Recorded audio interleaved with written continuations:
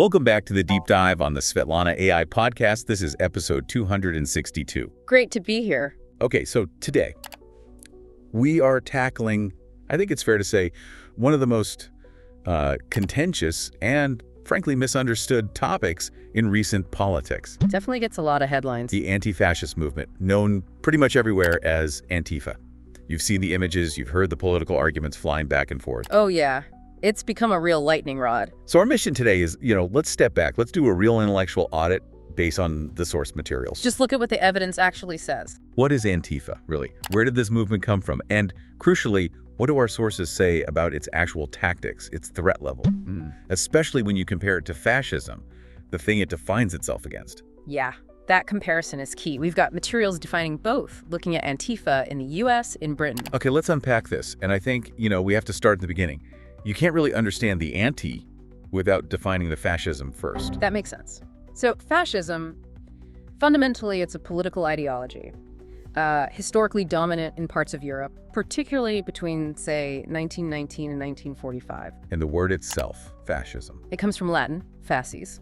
This was a symbol back in ancient Rome, basically a bundle of rods tied around an axe. A symbol of authority, right? Penal authority. Exactly. And that image, it kind of captures the core ideas. We're talking extreme militaristic nationalism, a real contempt for democracy, for liberalism. And a strong belief in hierarchy. Absolutely. Social hierarchy, rule by elites, and this idea of the Volksgemeinschaft. That's the German term the sources mentioned, the people's community. Precisely.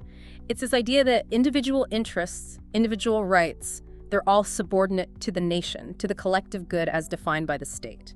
Total subordination. So very organized, state-focused, power-seeking, which sounds like, well, the opposite of how Antifa is described. Completely. Antifa, as an anti-fascist movement, is almost defined by its opposition to that kind of structure. It's decentralized, it's reactive. And the name itself, Antifa. Yeah. You mentioned it's borrowed. Yeah, from German. It's shortened from anti-fascistus. Anti-fascist. Makes sense. Its roots go way back, actually. Yeah. You can trace elements to the resistance movements across Europe between the wars. More specifically, one source points to a multi-party front started by the German Communist Party. When was this? 1932. It was an effort to counter the rise of Nazism. Okay, so that's where the core belief comes from, that fascism is this unique existential threat. Yes.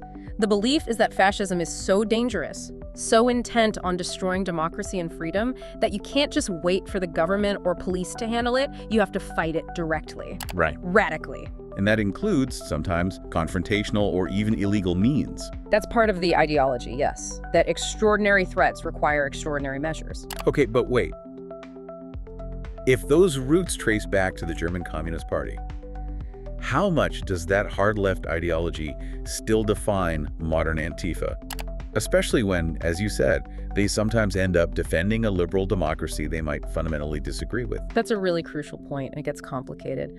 Structurally, today's Antifa isn't an organization in any formal sense. There's no headquarters, no membership list, no leader you can point to. So it's more like a network, a set of ideas. Exactly. It's better understood as a movement or a set of shared beliefs and tactics used by people on the far left. You find anarchists, radical socialists, anarcho-communists involved. And their view of liberal democracy.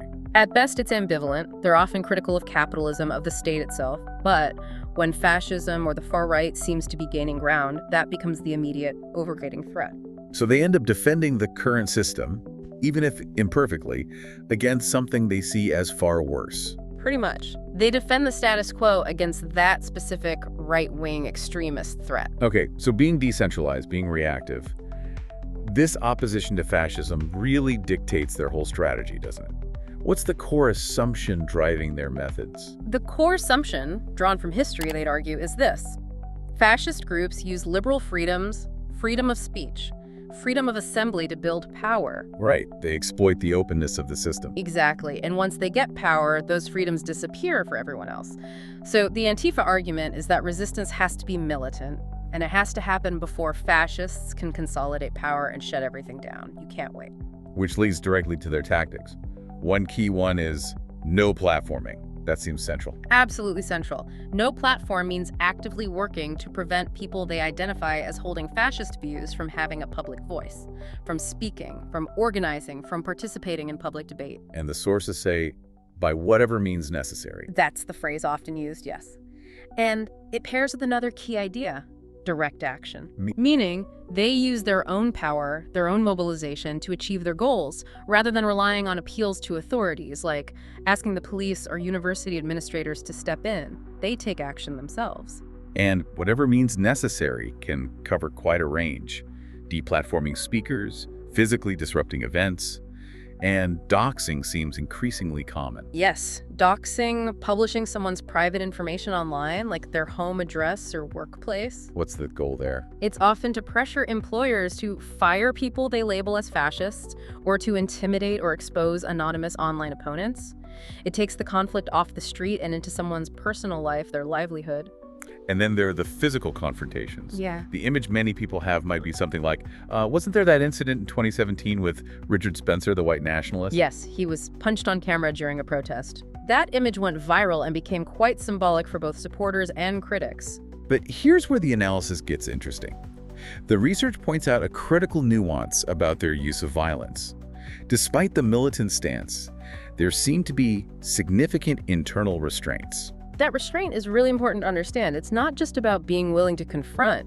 There's a belief within the movement, or at least parts of it, that fascism is qualitatively different. It's seen as exceptionally violent and threatening. So, because they're fighting that, they feel a need to hold themselves to a different standard. Somewhat, yes. It creates what one source calls a value-based, prefigurative boundary. They don't want to become the mirror image of what they oppose. They aren't generally aiming for maximal destruction or lethal violence in the way a terrorist group might. Are there other reasons for restraint? Practical ones? Definitely. Strategic concerns are huge. They don't want to alienate potential allies in the broader anti-racist or anti-fascist coalition. And they certainly want to avoid provoking major state repression that could shut them down entirely. So the evidence doesn't really suggest they're evolving into, say, clandestine terror cells?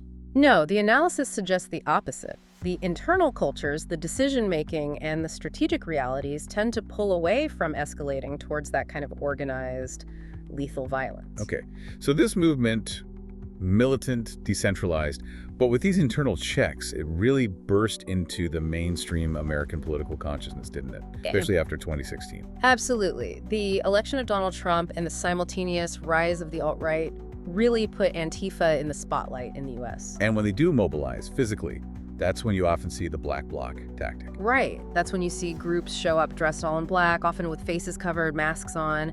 It's an ad hoc tactic, not a formal group, designed mainly to conceal identities and present a unified, intimidating front. Public perception was heavily shaped by some key moments, right? Like the protests against Milo Yiannopoulos at UC Berkeley. Yes, those protests turned destructive and shut down his speech. That got huge attention. And then Charlottesville, the Unite the Right rally in 2017, Antifa had a large, very confrontational presence there. Charlottesville was intense. And the sources suggest that the sheer ugliness of the white supremacist and neo-Nazi rhetoric there actually made some on the broader left more sympathetic to Antifa's methods. That's a fair reading of some analyses. After seeing the open anti-Semitism and violence from the far right, some people who might have previously condemned Antifa's tactics started seeing them as a necessary, maybe even protective force. But that dynamic seemed to shift again or get more complicated during the summer of 2020 after the murder of George Floyd. Yes. Antifa became prominent again in the context of those widespread protests against police brutality and racial injustice. But this period also highlights a major gap between the political rhetoric surrounding Antifa and the evidence gathered by law enforcement. You mean the claims that Antifa was orchestrating all the rioting and looting? Exactly. Sources indicate that some members of the Trump administration and various commentators really pushed a narrative that the property destruction and violence were centrally organized by Antifa. The scale of their involvement was, according to law enforcement analyses, dramatically exaggerated. So what did the police and intelligence actually find? Conversations cited in the research suggest Antifa activists were involved in some protests and confrontations, but they played a relatively minor role in the widespread violence and looting. Who was responsible then? Law enforcement reports consistently pointed towards local opportunists, existing criminal networks, and individuals swept up in the moment, rather than a coordinated, ideologically driven campaign by Antifa. And there was active disinformation happening too, trying to blame Antifa. Yes. The sources detail how white supremacist groups, like Identity of Europa, actually created fake Antifa social media accounts. Seriously? To do what? To post inflammatory messages, calling for violence, specifically targeting white suburban areas, trying to incite backlash and fear, and pin it all on Antifa. Wow. Okay, so this intense political focus, this polarization, it culminated in actual government action, didn't it? The move to designate Antifa as a terrorist organization. That's right. After the assassination of a conservative activist, Charlie Kirk, President Trump announced he was designating Antifa as such. He posted on social media something like, "I am designating Antifa, a sick, dangerous, radical left disaster, as a major terrorist organization." Strong words. But the analysis we looked at suggests this designation was legally questionable. Extremely questionable, for a few key reasons. First, as we've discussed, Antifa isn't an organization, it's a decentralized movement. How do you legally designate a movement or an ideology? Good point. Second, and this is critical, the U.S. actually lacks a specific federal domestic terrorism statute that would make belonging to or supporting such a designated domestic group a distinct crime in the way it works for foreign terrorist organizations. So even if you designate them, there's no clear legal mechanism to prosecute based on that designation alone. Correct. Prosecutors would still need to prove underlying criminal acts. And finally, any attempt to broadly label participants in a protest movement, even a confrontational one, as terrorists would face immediate and very serious First Amendment challenges related to freedom of speech and association. Okay, so that puts the political rhetoric into context. But let's get back to the ground level. For someone just trying to understand the actual risk, the actual threat level, let's talk numbers. The CSIS data seems really important here. Yes, the Center for Strategic and International Studies tracks political violence. Their data, looking at incidents from 1994 up to May 2020, gives some stark perspective. What does it show? It shows that over that period, right-wing extremists were responsible for the clear majority of terrorist attacks and plots in the U.S., about 57%. Okay, over half. Okay. And left-wing extremists, which would include Antifa-related actors. They were linked to about 25% of incidents. So less than half the number of incidents compared to the right. What about fatalities? That's often the bottom line in assessing threat. The difference there is even more dramatic. If you exclude the, massive anomaly of 9/11, which was religious extremism. Right, setting that aside.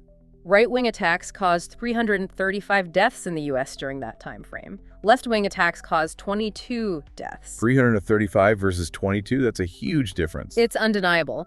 Based on the data, the conclusion from these security analyses is that the threat of lethal violence from Antifa-associated actors is relatively small compared to other domestic extremist threats, especially from the far right. So statistically, not the primary source of lethal domestic terrorism. Not according to this comprehensive data set, no. They're described as decentralized networks, yes, anarchists and far-left militants opposed to government, opposed to capitalism, but not the main driver of lethal attacks. But the research did flag a specific risk factor for violence escalating, didn't it? It wasn't necessarily the core networks themselves. Exactly. The analysis suggests the greatest risk for potentially lethal violence doesn't come from the more established activists who operate within those internal restraints we talked about. Where does it come from, then? It's more likely to come from impressionable individuals, people who might be inspired by the rhetoric, maybe identify with the cause, but lack that grounding in the movement's history or its internal checks and balances, its strategic thinking. And these individuals are often reactive. Yes, that's key. Their actions are often a hostile response to something, a perceived injustice, an aggressive display by the far right, maybe even a polarizing government action. They need that stimulus. It's less about proactive plotting and more about lashing out. So it's the lone actor, motivated by outrage, who might lack the restraints of the group. That seems to be where the higher risk for unpredictable, potentially lethal escalation lies, according to the sources. Okay, that paints a much clearer, more nuanced picture than you often get. Yeah. So, to sum up, Antifa is this reactive, decentralized movement. Its roots are in historical anti-fascism. It uses confrontational tactics like no platforming and doxing. Right. But it also seems to have these significant internal restraints on violence, driven by ideology and strategy. And its actual role in recent U.S. violence, while present, appears to be minor compared to both the far-right threat and, frankly, the political rhetoric surrounding it. That seems a fair summary of the analysis we reviewed, which does lead to a final, maybe provocative thought for you, the listener, to consider. Okay, let's hear it. Given that this movement is largely reactive, right? defined by opposing what it sees as an existential threat, fascism. What happens when political leaders focus heavily on criminalizing or labeling this decentralized reactive set of beliefs, especially when the data suggests other threats are statistically much larger? What's the potential impact? Well, how does that intense focus shape not just the public's perception of risk, but potentially the internal dynamics of the movement itself? Does it undermine those restraints we talked about? Does it provide the very stimulus that could motivate those riskier lone individuals? It's something worth mulling over, thinking about the potential unintended consequences. That is a really complex and important question to end on. Definitely food for thought. Well, thank you for helping us unpack all of that today. And thank you, our listener, for joining us for this deep dive. Thanks for tuning in. We'll see you next time as we continue to make sense of the world, one stack of sources at a time, right here on the Swetlana AI Podcast.